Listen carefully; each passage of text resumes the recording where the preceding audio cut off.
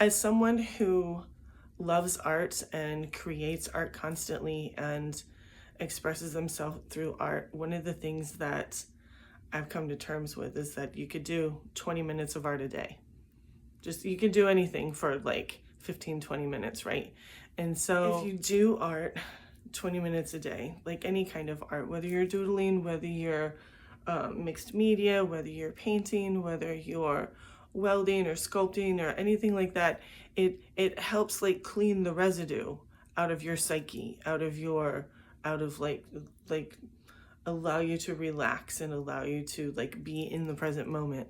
And so I have this phrase, doodle the residue of your day away. And so I feel like if you create art every single day, then you're able, it's almost like washing the suds out of the sink when you're done with the dishes, right? It's just like doodling the residue out of your psyche. And so I just wanted to share that with you for today. So have a great day and doodle the residue of your day away.